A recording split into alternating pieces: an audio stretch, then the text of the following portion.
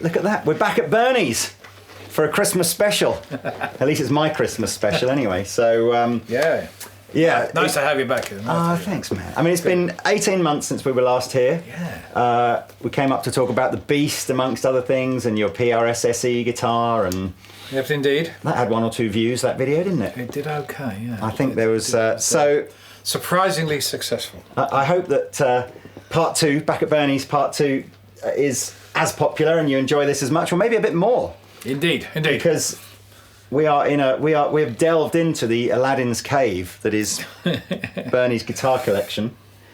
How's life been anyway? The last 12 months, I was saying you look fabulous. Good. We've been doing a lot. Fighting fit. Yeah, I've been doing okay. I've been out on the road. I've been since I saw you. I've been to India. Really? I've been back to America a couple of times, and some European shows and a few shows over even in the UK. And recently, only in the last few weeks, I've been up in Scotland and to Wales, and so yeah, it's been good. It's been good. Oh, good man. Yeah.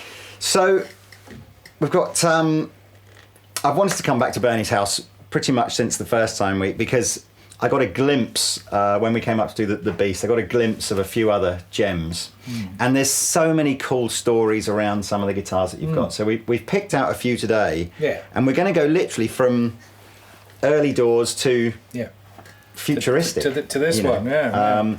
So where do you want to start? I mean, should we start with? You can start with this one. Yeah, this is a 59 335. Which I've had a long time now, and it's been it's kind of a road guitar really, but it's got some spectacular pickups on it, as you've been finding out, haven't you? And it's just a real bluesy guitar, which I think you said earlier you didn't know I had a 335, so I've got a couple of 335s, but I used this one when I did the Big Boy Blues sessions. Yeah, I used that a lot. It wasn't so much that I didn't know you had a 335, but I couldn't picture when you were a kind of a 335 as your go-to guitar. There's not many pictures of me playing 335s. Yeah. So this was what? So what was the band that was? That was Big Boy Blue when I was doing that album about 10 years ago, and but I got the guitar before that. That came from through an advertisement really, that I went to check another guitar out, and we ended up trading a guitar and with the guy who owned this one, and it's had a little bit of work done on it. It's not all original by any means, but it is what it does. It's an original guitar, but it's been retouched. The head's been redone, I think, and stuff.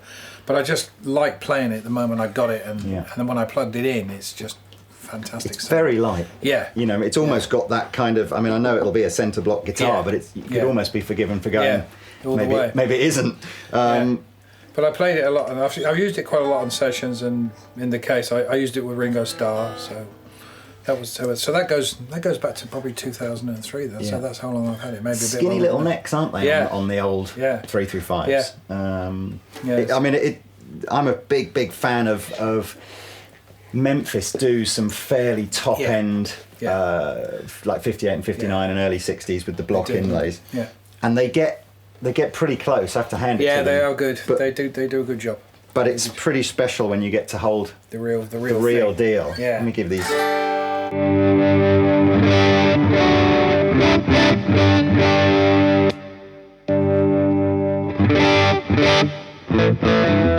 It's very loud. Yeah, I mean it'll clean up.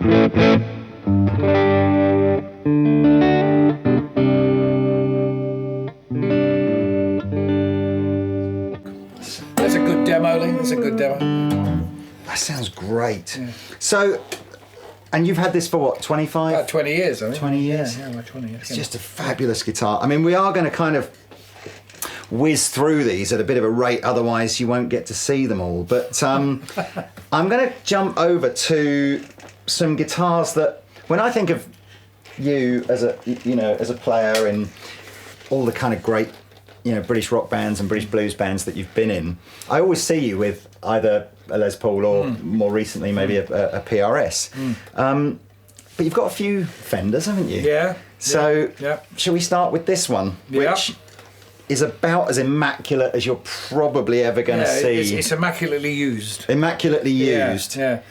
Tell us about this. That's a 61 custom Telecaster, which I've had about, I don't know, 15 years maybe. I'm not very good on years, so I could have had it a lot longer than that, but that one showed up, and I couldn't refuse it really. And it was in a store, and I played 2 or 3 of them, and I was trying to get a 50s guitar. Yeah. And I thought, well, I might trade this one for a 50s Telecaster. And the guy basically turned around and said, well, so you already have the best Telecaster I've ever played. So that kind of that stopped me buying one from him. But it really is, it's a bit good. Have you used this on anything that people might know? I played it. I played that guitar with Robert Plant actually. Okay. At Bob Harris's birthday party. Yeah. Whispering Bob. Yeah. This is loud. To drop 2 names at once. That is. Yeah. That's so loud. It's almost again sounds like a thin line or something, doesn't it? Yeah, it's got a great resonance about it. Yeah. This is a pain, though, isn't it? Really, you can kind of see why so many of these get lost because it's like you know, it's about the most uncomfortable thing that you can do. We used to call them the ashtrays, but that's what were they for? Was it a shielding kind just of for shielding, I guess. Yeah, I don't. As you know, Lee, I'm not very technical on that. Proper Telecaster. Yeah.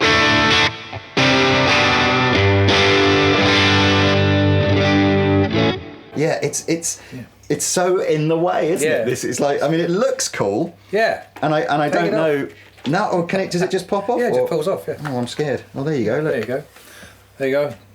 And then you put your cigarettes in there. The Andertons just wrecked my guitar. Have you got cigarette burns inside? There is one. It is. Look, it's actually been used as an ashtray. Yeah. Oh, perfect. Yeah.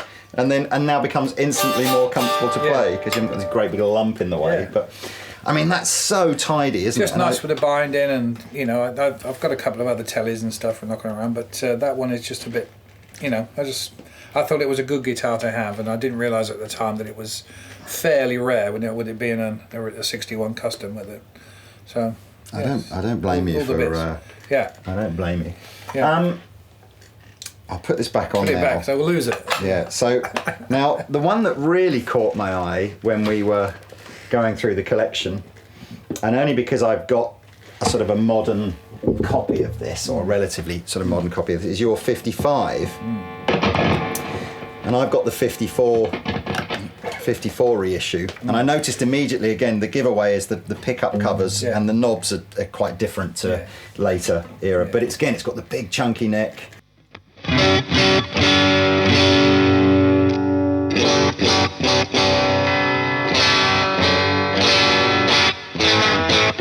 But somebody And the sound. is this who was the Ware you, or was the Ware its previous owners? That's a bit of both. So where's this appeared over the years? Not much really. That was one that's just come into the gang really, and because it is what it is, I use it on. Sometimes I record with it, but sometimes I just like to have it around the house. Sometimes playing like you're doing now, which is what it is. Yeah.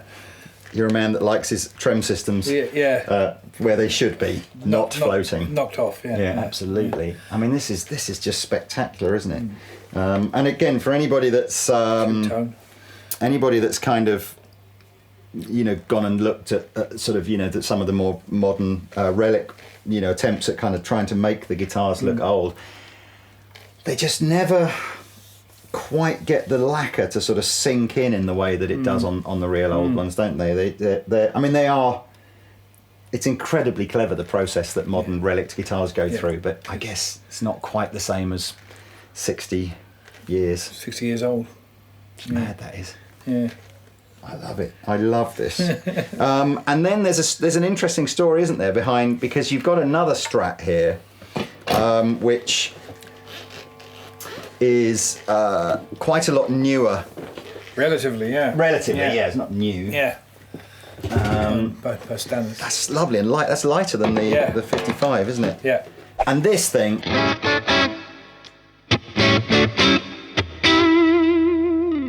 This thing sounds like a proper.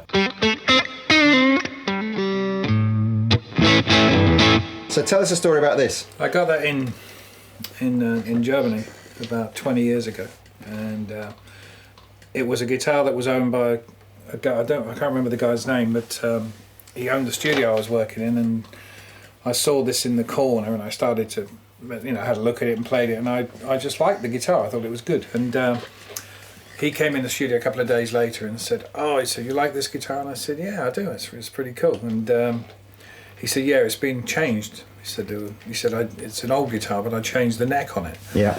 And I said, "No, the neck hasn't been changed." And he said, "Yeah, definitely." He said, "I had a early '60s guitar. This is a late '60s, 1970 guitar." He said, "So we changed the neck, but it has a three screw neck plate, as you can have a look on the back." Yeah. So there's no way it's been changed, right? Of course. So the guy, he wouldn't take it. He said, "No, you're wrong." He said, "It's definitely been changed." I said, "Okay." So when he left the studio, I took it apart and found out the reason why he was kind of a little bit confused with it, of his own guitar, which he'd obviously had for a very long time. And that whole middle section of the electrics is from 1963. Yeah. It's stamped May '63 on the back. So the whole, what it got misunderstood, his guitar tech or whoever at the time, he got it in his head that he'd changed the neck, but what he'd done is he'd changed the electrics. So somewhere out there is a '63 Stratocaster with a 1970 set of electrics in it somewhere. And this is actually a really nice. I got very very tidy, isn't it? I got it really, got it reset up. It could probably, if I was playing it regularly, it could probably do with some new frets, but it plays fine and it does what it does. And I recently had that one set up by a guy, and it really is good. I should play it more, really. But there again, what do? You've got to play them all. Well, therein lies the problem. But you can see, I think, this is quite an interesting. Yeah. You can see the transition from that sort of early '60s, the burst change, obviously the three-tone change, but even the I think by now the lacquer, presumably we're onto some sort of polyurethane sort of lacquer, so you can see the kind of the wear is quite different. Yeah, much shinier. It is much shinier,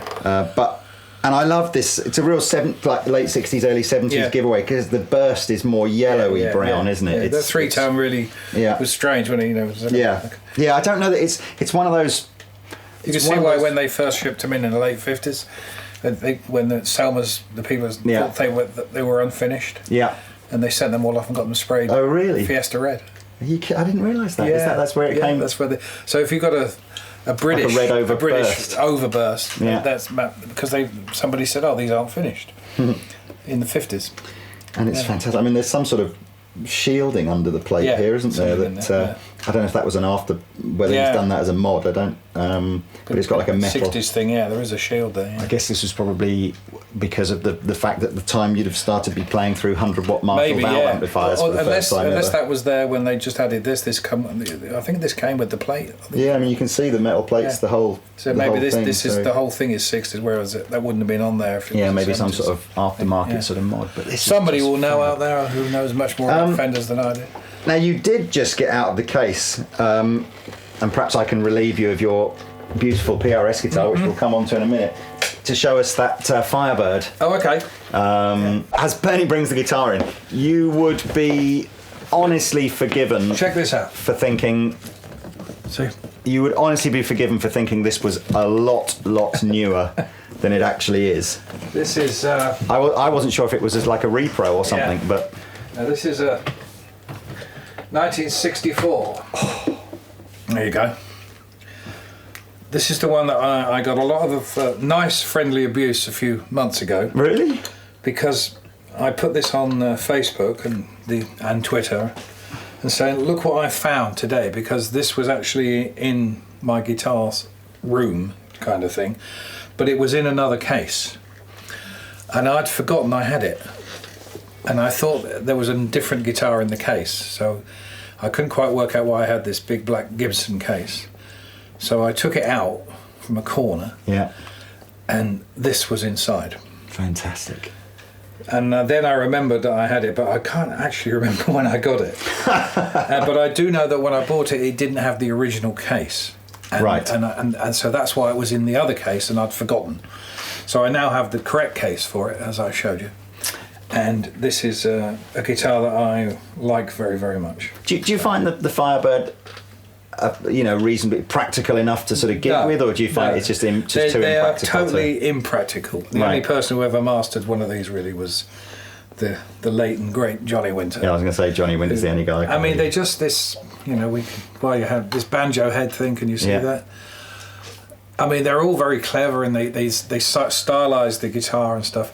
But if you put it on a Strat, it does that almost immediately. And these pickups are quite toppy, right? Especially this one. If you don't use it right, Johnny always managed to get a great sound. And I know that Eric Clapton used a single pickup one, didn't he? With cream and stuff, and he always got a great sound. So you can use them. They are usable, but I wouldn't say they're practical. This comes off. This is nice. You can use this as a wraparound if you want to. I think that's a feature that ought to come back. Really. Yeah, I don't, you know, have the choice. Just so what Bernie was saying, and take the tremolo away if you want to string this guitar, you can literally just wrap around the bridge here, and it becomes like a tailpiece stroke, a wraparound tailpiece, and you don't have to use the tremolo system, which I think makes such a lot of sense. And I haven't seen that. I don't think I've ever seen that done on a guitar. No, it's like many years ago. I saw one only recently when I was in Germany. Guild made a guitar called a Thunderbird, funnily enough. Right. It must have been based a little bit on this. But in the back of the Thunderbird, here, they had a stand that pulled out. So you had I mean, it's just crazy. I used one in the 70s. I remember I borrowed one from a store in London, and I was going to buy it. I never did buy it, but I probably should have done. Whatever will they think of? They'll come up with self-tuning machine heads or something crazy soon. I've always had a fascination for these things, because when I was about 13, I went into Selma's as a kid, literally a kid, and the group called the Mersey Beats were they were a big band. They were. It was a big band at the time, and they had ordered 2 Firebirds and a Thunderbird. Right. And I was in the store the day they picked them up. So I guess they still got them. Let's give us a little whirl on. I'm intrigued to hear. You know, we don't see mini humbuckers on enough guitars. No. This is.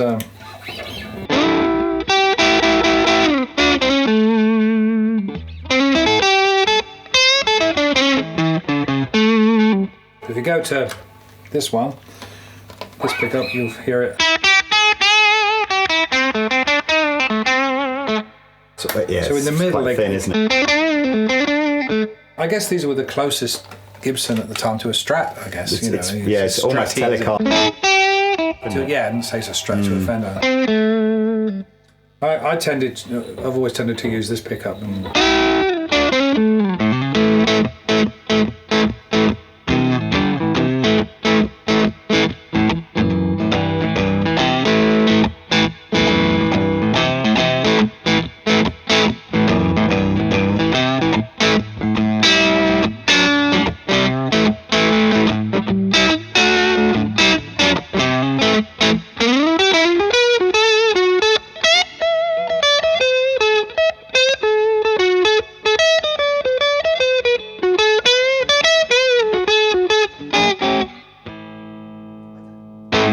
Like that at all. Yeah, that's a nice, really nice. Sound. Cool, good. They just look great. I think they look great. Isn't that?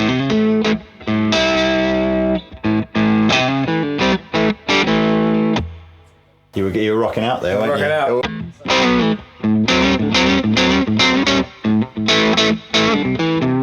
And of course, I had a Firebird 1 a few, and that's one of the guitars I did sort of let go. Your good friend Joe Bonamassa is a big Firebird fan, isn't he? Yeah, he is. I don't think he's seen this one. Probably, really not? He probably won it. He'll be on the phone as soon as this comes out. Yeah. But because what is he? There's the Bonabird that he does, which is a sort of like a Les Paul with a Firebird headstock and nice thing actually. They are cool guitars. I always loved the slightly raised. The fact that you've got this centre sort of block piece. And this is one piece, isn't it? Just because this is one piece all the way. Yeah, I mean it's so. Imagine nowadays. Shouldn't work. Should it? But just from a construction perspective, trying to get a piece of wood that you can work with that's that long that isn't going to. It's just a long way to tune it. Yeah, it's just.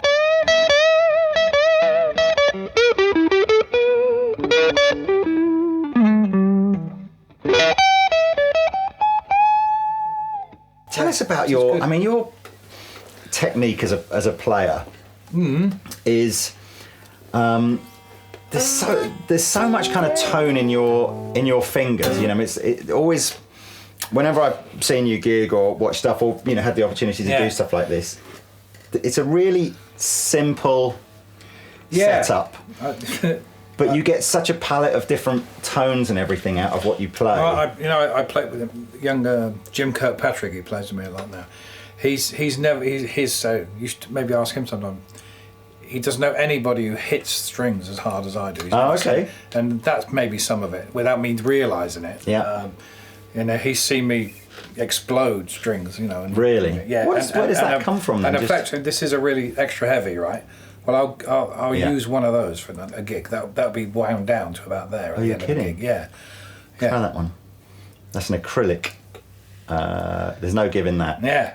That's good. I started using, because I went from using the pink Delrin, I think they were, Dunlop ones, but because I don't like the plectrum too thick, but I do like it not to move.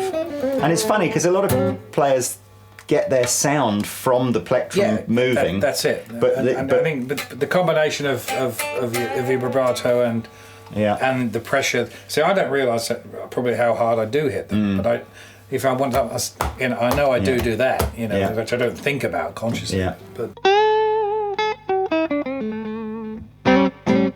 when techniques, what do? You got it, haven't you? You can't think about it. But was your vibrato and stuff like that something that you just developed sort of unconsciously, or was it something you went?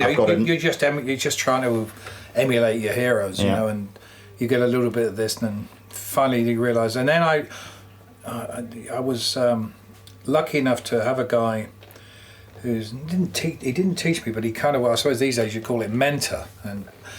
But I was about 16 playing on an American airbase, and I used to play there every Friday and Saturday, every other week. Yeah. But he had a Telecaster, and he used to bring it down, and he showed me how to play stuff that I was playing in the band I was in, but we were playing it really poorly. Right. And he'd say, young man, can I help you? Or maybe I can. And you think, well, wouldn't that be great? And he came down and he showed me all sorts of stuff. And all he talked about was the feel. And I didn't really, I'm 15 and a half, something like that. Yeah. And then he would show me, he couldn't play lead guitar, but he was a great rhythm guitar. He could play lead guitar, but he was a rhythm guitar player. And he said this, and he helped me no end. And technique-wise, that I think that stayed, I don't think, I know that stayed with me the whole of my playing. Yeah. And he used to say, like, I wish I could remember who he was or contact, because he used to say, well, because of my help, you'll be very famous one day, And I do believe that a lot of what he showed, we were doing James Brown stuff, and he showed me all that. Because I thought that when you're 15 and you're listening to Jimi Hendrix or John, it was all about, And they said, no, man, everything comes from this hand. Yeah. And he showed me all that. Certainly that. And I mean, I was playing it at the time, but I was doing it all in the wrong shapes, and he showed me those shapes. And, just something like that makes such a huge difference. I love that shape for the longer. It's from a vibrato. If you're a player that likes to put vibrato in, it's quite hard to vibrato a bar chord, isn't it? But those, you can do it. Yeah. And he was all that. He was doing all that stuff. He could do all the walking big band stuff. Yeah. He'd obviously played in like a band. He was a good player, but I didn't realise how good it was because I wasn't thinking about that kind of thing in those days. But that technique wasn't. But he instilled into me at 15, 16 how important it was to play how you feel. Yeah. And listen to the music. Yeah. And get the feel. Don't play from the written down thing. Yeah. Play from your heart. Yeah. And that's kind of stayed with me. And he also gave me albums by people and. Said, well, I think you'll like this guy. And I already had somebody, he introduced me to people like Lowell Fulsom and stuff. I don't know. And, what sort of era is that? Is that? Lowell, I mean, he'll be 60s. Yeah. Okay. Yeah. As a rock and roller? BB King type guy. Oh, okay. Great blues singer, but a really, really fine guitar player. But he's not, Eric Clapton knows. I mean, he did a song called "Reconsider Baby," which was, which is, it's like. And he was. But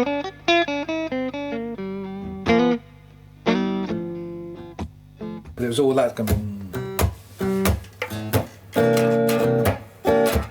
Yeah.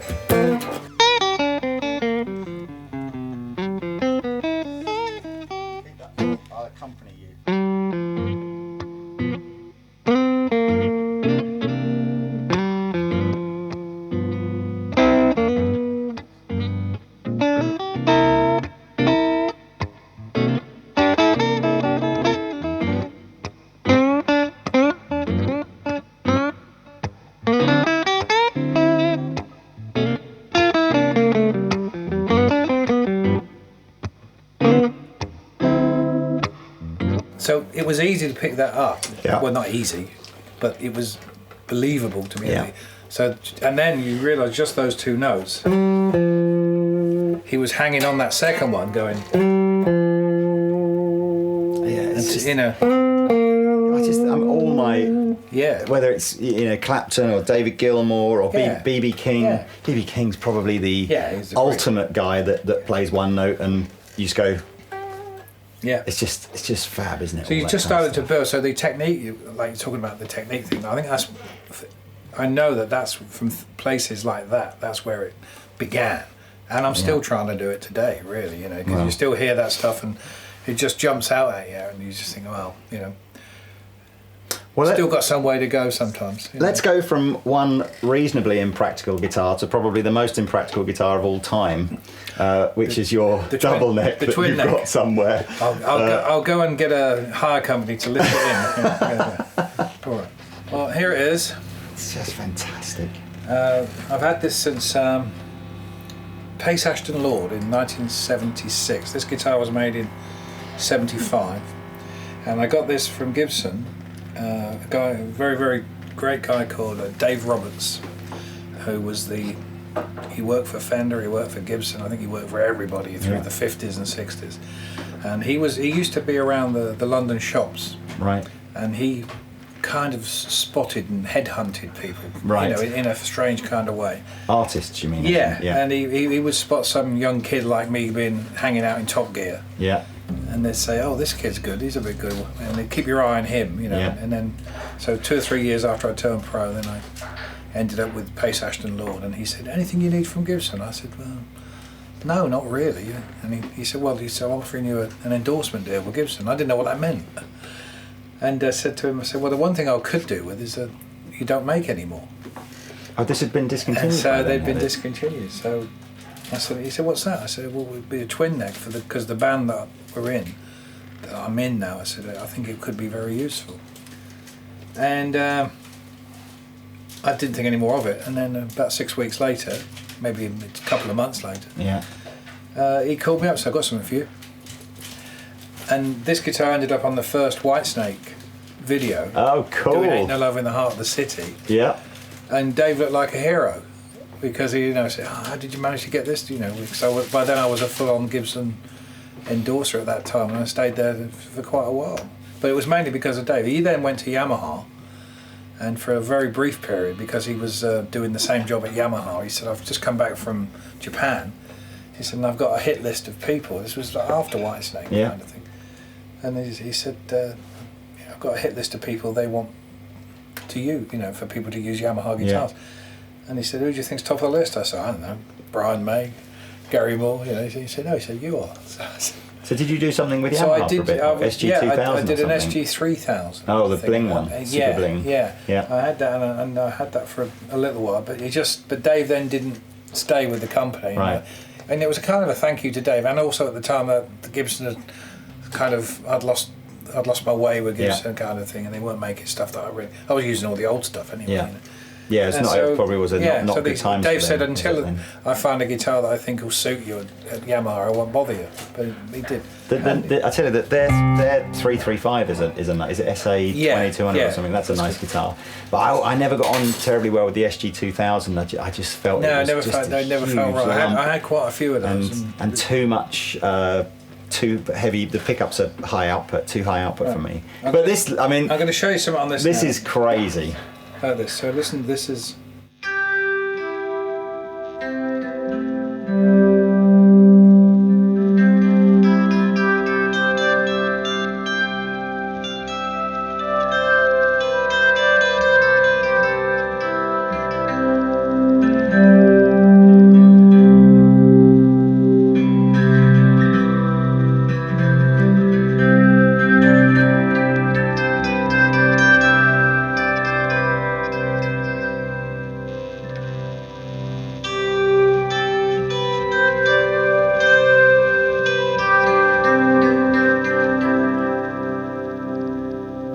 So just explain to the guys what's happening there, because I found it by accident not long after I first got it.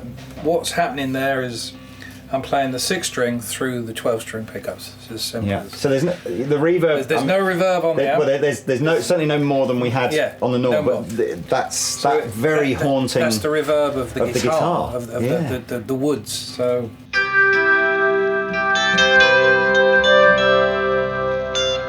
So we obviously are hearing this string, but we're also hearing what it's causing all of the open strings to do. It's making those ring. Yeah.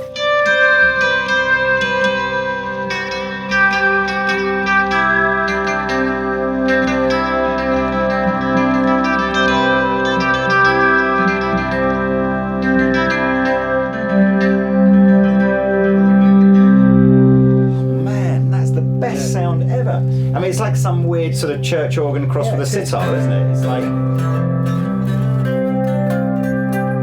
and physically, I'm not even sure I understand how it's. I understand how it's making these strings ring, like the vibration. It's the vibration, but I don't understand how these pickups are picking up what you're playing over here. Other than it's, I guess, a very, very weak. A science person to tell us. But I've never really. I've given it all away now. Anyone's got one of these, go and go. So this is tuned to C.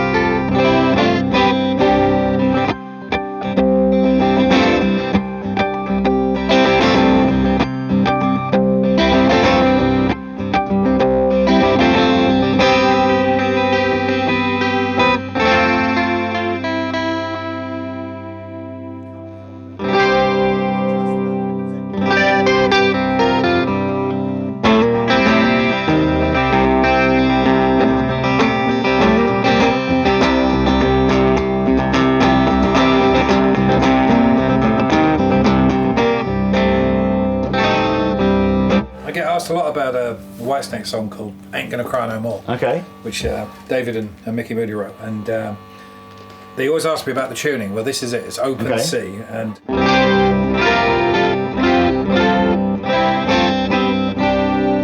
you got to use heavy strings because the low C is deep. Yeah. That just sounds great.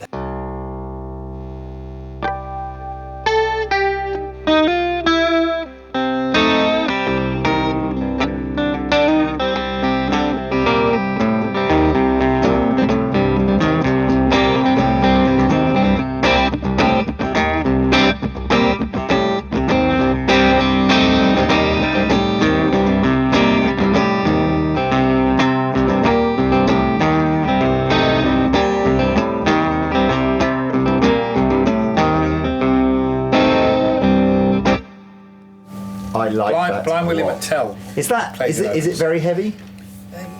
I suppose for two guitars it isn't. What do you think?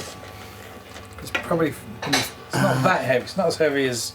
It's not heavy like, enough. Yeah, I mean it's not like picking up two Les Pauls, is it? No, I mean it's just sort of it's heavy. This guitar, this SG, is fantastic. Right. It really is on its own. It's really is something else.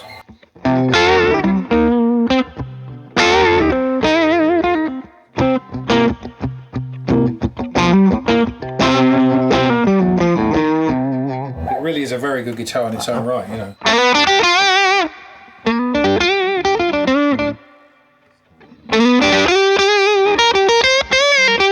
Very SG.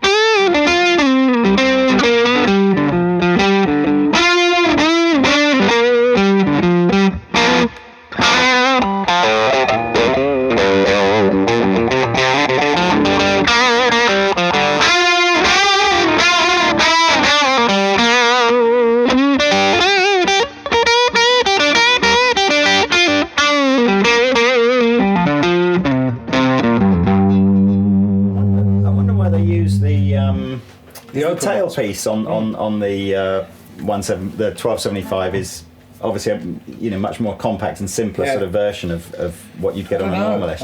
I guess is it weight maybe or just maybe something to save a bit of a bit of weight. Maybe it was easier. Yeah. I don't know. I was just chuffed to get it. You know. Yeah. I wonder if you had one here on the arm, whether if you were strumming down, it would tear into your arm or something. I do catch. I remember cutting myself, ripping myself to shreds on, because this is high up here. I guess in an ideal world, because it's set really well and it plays really well. Yeah. That could be taken off, but so that's still. That could be a bit ouchy. This one's flat, so. That's great. I did tinker with the idea of many years ago of getting it divided. No, jigsaw down the middle. Yes, but so that you could able to join it, so you could use one or the other. Oh, I see. This sounds like This sounds like an O-level woodwork project, doesn't it? Where you've got some way of connecting them. Yeah. The reason I got that, I remember years ago, in a band. My band called Skinny Cat, and we opened for Argent. Oh yeah, Argent. And Jim Rodford played bass with them from the Zombies, and he had a double neck bass. Yeah, but it did come apart. So I think that was always in the back of my mind. I'm sure Rod used to live in Guildford. Yeah, I think it's around that way. Because it's I remember from when I was in my very early days at Andertons, people used to go, Rod Argent's in the shop like that, and I was a bit sort of like, I don't know who that is, but it's acoustically it's loud, isn't it? There's obviously all kinds of overtones and everything coming off the other strings, aren't there? Yes, it rings all the way.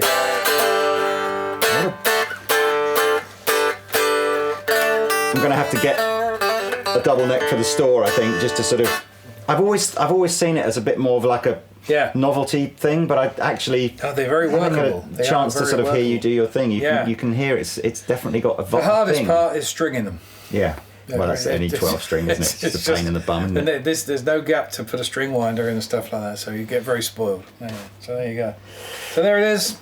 Well, look, front of the live album. That's it. Still got it. Very, very cool. So look, let's before we go on to what's happening guitar-wise, maybe in 2017. Tell me about your book. Because my book. You are a man full of stories, so it's about time. It's about time, yeah. I've finished my autobiography. I suppose it's memoir, autobiography, what do you want to call it.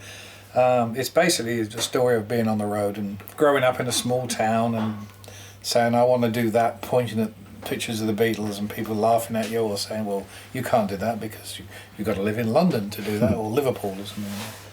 So it's about that. Then it's obviously there's a lot about Whitesnake and there's a lot about all the bands I played with, UFO and Wild Turkey, and writing it down has been very, very cool. It's been really nice to do, and there's a lot of funny stuff in there, and and there's obviously the sad side of it is, when you've been doing it for as long as I have, a lot of the key players in the book are no longer with us. Right. People like John Lord and Cozy Powell, but I think they come back to life pretty much in the book because they were such huge characters. It's been real. It has been hard work to do it. Really, it's taken me a long time. We did this Pledge Music campaign back in the spring, with a 3-month turnaround, and the target that was set was reached in 9 days. So it caught me out a bit, and here we are, almost Christmas time. But hopefully, it will be done in the next couple of weeks. Well, it's done. It will be printed in the next couple. Was there anything as you were writing it where you're thinking, "Oh my God, did we really do that?" Or but I mean, there's nothing dark and sinister in there because I haven't really. Anybody can write kind of things like that, and you want to keep your mates. Yeah. And it's also most of that side of it is pretty boring. Right. And it sounds. That you don't do anything much more outrageous. I suppose you get to do it on a more regular basis because you're in a different town every night. And you're in your 20s or something in the middle of America, but. Lots of other things happen in between that are far more interesting, and people you meet, and you get to meet your heroes, and your heroes become all sort of friends or colleagues, and you walk into a room and they say hello to you, and and I've never really lost that, and I still get a great pleasure running into the people I used to queue up and buy my tickets for, and now we're kind of a friend of mine went through the book for me, and he said, "Well, don't put yourself down too much, because you're quite a well-known guitar player in the rock world." You are quite a self-deprecating chap, Well, you do what you do, and you hope people enjoy it, and that's really the, all I can do is. I mean, I'm lucky enough to still have my dad. He's 90 years of age. Wow. And he comes over here and he'll see me trying to change a plug on something, and he'll look at me as if I'm 12 years old again. He'll pick it up and he'll look at me and say, "It's a bloody good job you can play that guitar." And I know exactly what he means, because that is all I can do. Well, I can drive a car, I suppose, and swim, but I think it's. I mean, I'm hoping that I can't wait to get a copy of the book, because I think it's called "Where's My Guitar," which is pretty much something now that you've been here a few times, you know what it's like, because it's hard to find them sometimes. Well, I think you certainly, you played during an era of. Yeah. When guitar players were gods, weren't they? Writing it has been great, because it took me back to those days. I mean, and what a time to be 15, 16 years of age plus, when on a Thursday night you got the Melody Maker and you said to your mates, all of us between 16 and the old blokes were 20, we used to say, "Oh, you're really old, you should be getting married soon," and that kind of thing, and which always worried me and all that. And we'd say, "Okay, well, Thursday we'll go and see Jimi Hendrix, Friday we'll go and see the Cream, and Saturday we'll go and see John Mayall." And they said, "Oh, well, we saw John Mayall last week. Oh, yeah, well, let's go and see somebody." I mean, that's how it was. And so I got to see all these people, Peter Green, Mick Taylor, Jimi Hendrix, Eric Clapton, Jack. I mean, what a time to be able to go there and say, and watch what you've got to do, if you want it. And people like Stan Webb later with Chicken Shack, and then I got to see Freddie King and B.B. King and all that. And, it's so momentous, writing it all down. It's been real fun, and I said to some of the stuff, I went to some shows, and this guy went through the book for me. He said, what did you do at that gig when you saw The Taste, or when you saw Jethro Tull?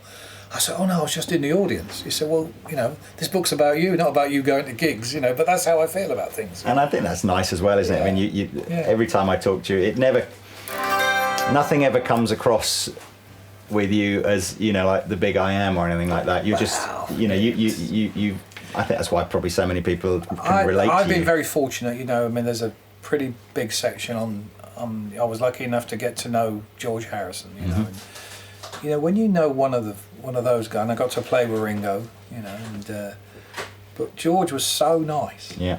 And such a lovely bloke, all right. So why should I worry about anybody who's on the road who I've met? And there's a few. I probably have not a pop at people, but I remember people who didn't treat me so good when I was 16 and 17 on the road. But there again, I did a show with Slade when I was about 16.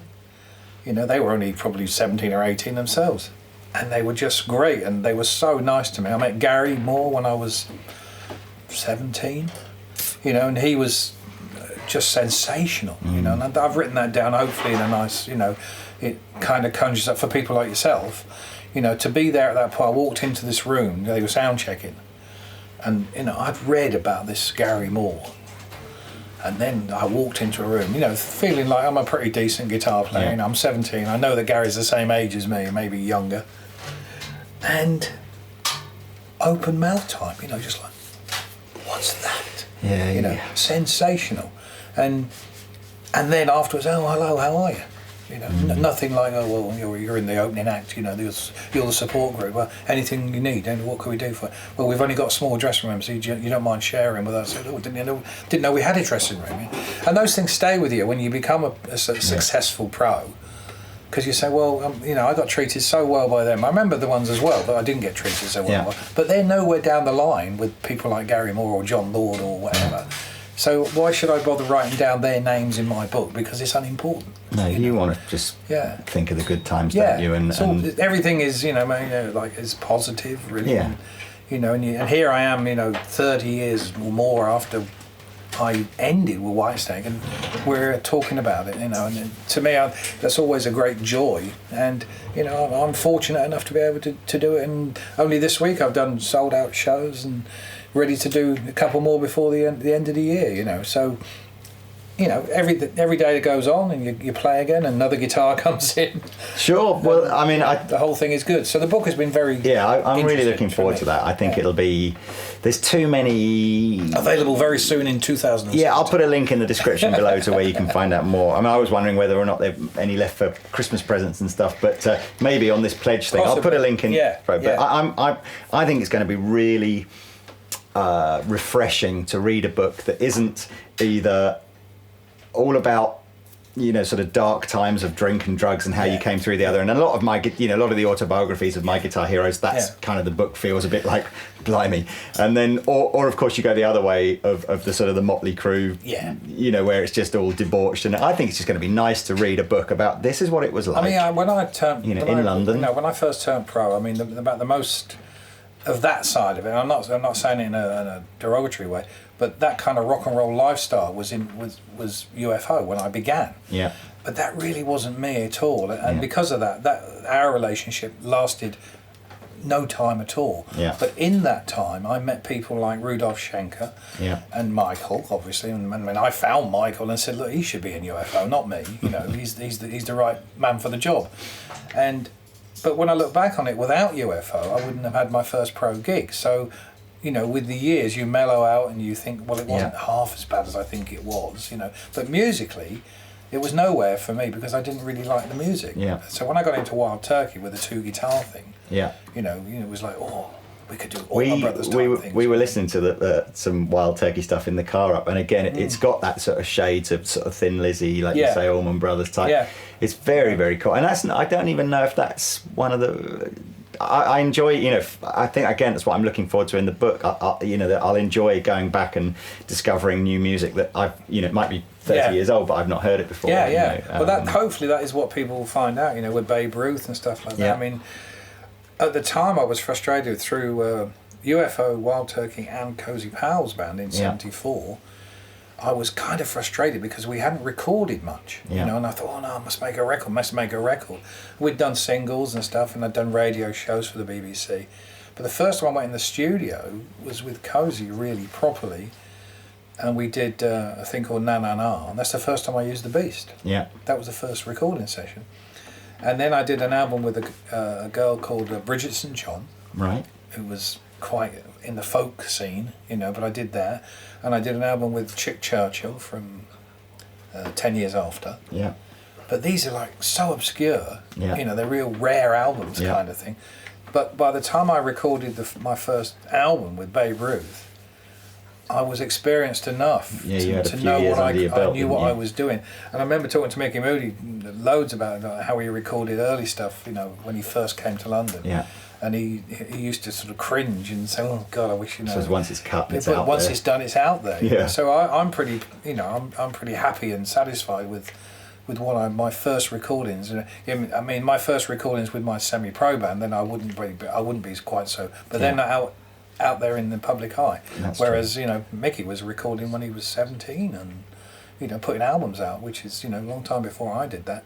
But he used to say, "Yeah, but I wish I hadn't," sometimes.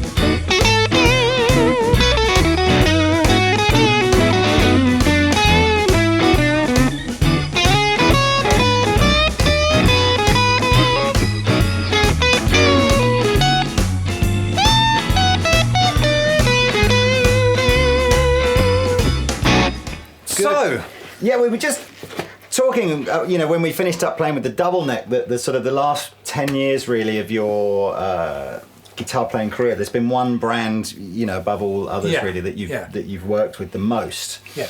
So, you know, your friend and mine, Mr. Paul Reed Smith, who I think it's fair to say has, you know, is the modern guitar pioneer, guitar making Paul pioneer. is. I always say to people, wouldn't it?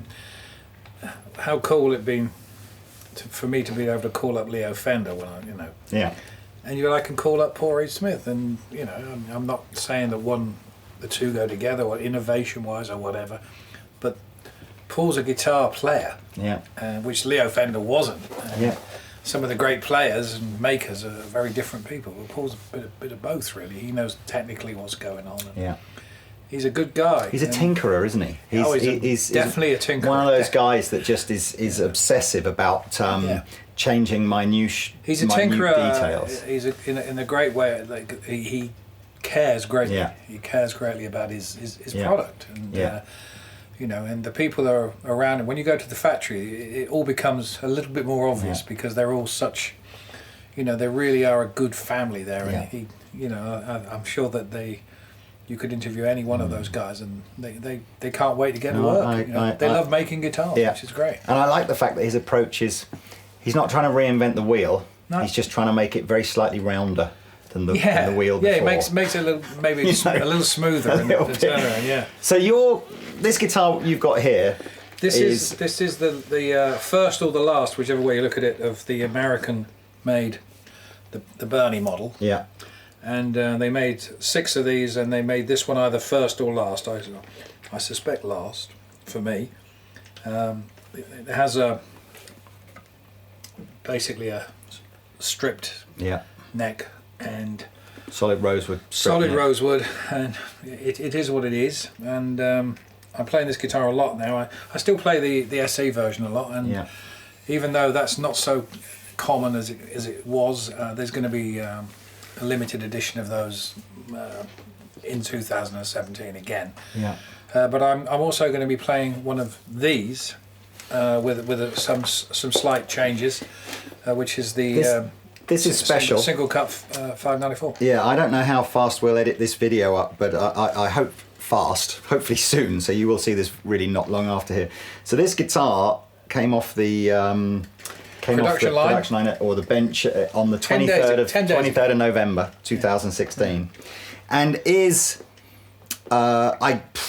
probably going to be, I'm saying it now, I've only played this for probably 15-20 minutes or so, but this is probably, if there is a PRS in the range that I would buy, this will be it. The 594, as you remember, is a more traditional PRS shape, but with the 5815 pickups and most importantly the switch in a place where anybody who's used to playing a certain other brand of single cut guitars will be far more I've played a few of those, yeah. You certainly have. Yeah. So they've done a single cut version of the 594, so the same scale length as the regular 594, but same pickups. I can't remember off the top of my head what the bridge system is on the double cut 594, or is it a tremolo? No, it can't be a tremolo. It must be. There is a trem version. Is there a trem version? Yeah. But it's the one that John Mayer uses. That's right. Yeah. So there's the red one. Here is the. It's rather pretty, isn't it? Charcoal, grey-black they call that, don't they? Charcoal, something like that. And these are the only 2 in the UK at the moment. They are, but not for long. Yeah. Bernie and I, when these arrived, basically got to choose one each. Bernie wanted the black one, I was wanting the red one, so we were both happy. And they're just, oh man, this is such a sweet guitar. Both 10 tops. I'll put a link again in the description below to the full information on this. But it's it's a mahogany, fairly thick mahogany guitar, but beautifully contoured. Big chunk maple cap on the top here. The low wound humbuckers. The 24.594. Was it? No, sorry, 20. Have you done this one yet? Have you got the coil taps? Just this. Oh, okay. So actually, so you got coil taps for each. Yeah. I didn't even find.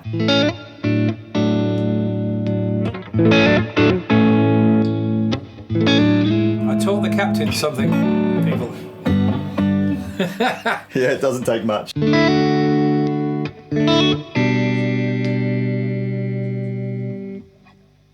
I don't know what else it is. It's got a slightly more pronounced V to the neck, maybe than you know. It's not as rounded as maybe something like a pattern sort of regular neck. But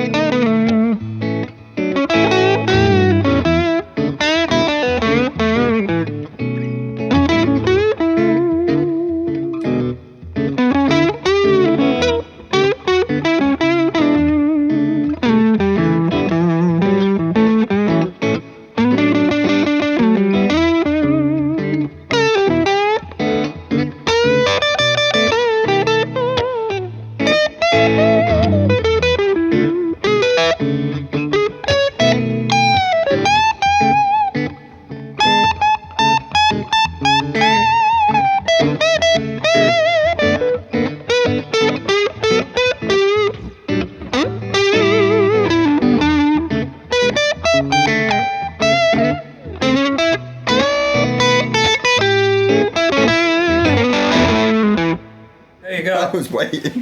Here we go. So that's the 594 single cut, which is pretty spectacular. And I don't even know what the deal with these is. I'm guessing they're the same sort of money as a regular 594, so somewhere around about the 3.5 mark. And I guess they'll be in the shops at some point in 2017. Yeah. And potentially I watch this space for maybe a Bernie tweak on one of these, but we shall see. We're going to do a version with a rosewood neck. Yeah. And pretty much as it comes, because I play this type of guitar anyway, and you know, we can do something a bit tasty on them. And this is a very playable guitar, and I think they're onto a good one here with this one. The coil tap thing is nice. Something I do tend to forget they're even on there sometimes, which is not a very good thing to admit, but I do. I think this will absolutely be a guitar that will appeal to the kind of the traditionalists. There's really not a lot to dislike. Well, there's nothing to really dislike about this. No. It's just very pretty. Nice colour, this one, isn't it? I've not seen this. I think I've changed my mind. I think I'm going to swap. No. That's it. You could name this though. That's it's like a peach burst, isn't it? Peach burst. Yeah. Bernie burst. Yeah. I don't know. It's very pretty. Yeah, we'll have to come up with a name. Maybe in the comments section below, you guys can think of a cool name for this colour, because I think as yet it's sort of unnamed, the colour. But it's a new one, isn't it? Yeah, I've not seen. We've certainly not had one in the store this kind of colour before. Yeah. Well, look. Good. So look, that's pretty much come to the end of what has been another spectacularly fun day at Bernie's house. You know, I cannot wait for the book to come out. I think that will be a must for any kind of guitar fan. There'll be lots of stories. There are lots of stories about guitars. And has it got pictures in it as well? There'll be some pictures, yeah. But I am thinking. We're discussing another book in the new year of guitars. Right. Guitars and related anecdotes about the guitars and amps as well. So I keep seeing guitar books and this publisher friend of mine just said, well, why don't you do one? So they're always very popular, especially the nice photography ones. But they'll be done properly, and you know, I can put in where they came from, why I got them, and who played. I mean, I've got an old. We'll do that next time. An old 295, which. It's a bit good. I'm only doing this because I know Mick Taylor will. This is a special screenshot for Mick Taylor here to give you something. Because I know he loved that guitar from the last time. I've got the scratch plate for that somewhere as well. I don't lose that. But look, so good luck with everything, man. Hey, thank you. Have a wonderful Christmas and everything like that. I hope you guys enjoyed this. Yeah. Happy Christmas, everybody. And I will try in 2017. Let's do a part 3, because trust me, man, we could probably get the acoustics. Yeah, why not? Because you've got some lovely stuff there, haven't you? So look, thanks again to Mrs. Marsden for my guitar? Amazing hospitality. And Yeah, she's always the hostess with the mostess. But yes, thanks a lot for letting us Thank up. you, Taylor. Thank you very much. Thank you. Yes, Taylor, our cameraman, as opposed to Taylor, the guitar The clock manufacturer. chimes for us. Oh, it's gone. That's right. Oh, well, there we go. That must be a sign. Anyway, right. So thanks again for watching, guys. Take care. Thank you, Bernie. See you Happy soon. Christmas, everybody. Bye.